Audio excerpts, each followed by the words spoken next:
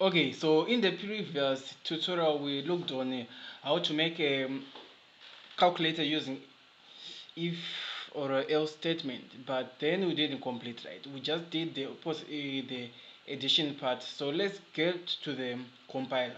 Okay, so here I used the wrong relational operator. This one is used to assign a value to, so for where this one is the one we should be using, right? So in order to write other parts of negative, positive, the whole thing about C++, we just have to copy and paste the same code. Then if you want to multiply, right, we just change this figure. Either we put this multiplication sign here, and within this condition we put a multiplication, and on this output we put a multiplication sign where we use the star is a multiplication sign. So after that, now we want to put a subtraction part.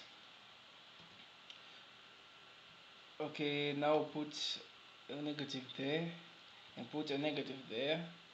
After this one, we just do the same thing for finding a division of a certain number, two numbers.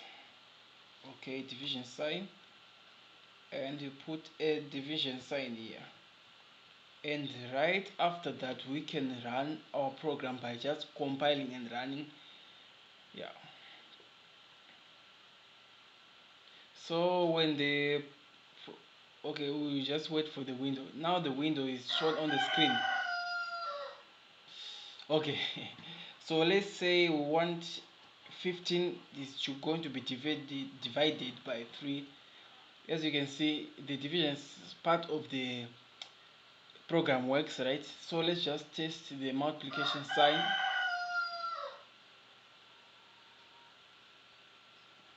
Really just wait for it. Sorry for the background noise.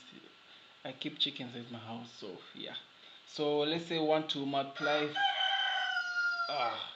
5 times what? Let's say 5 times 76.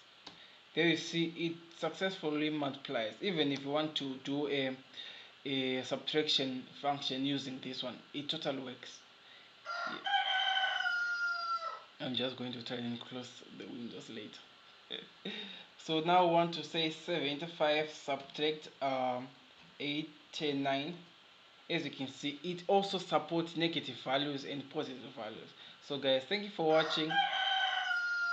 Yes. Thank you for watching. So see you in the next video tutorial.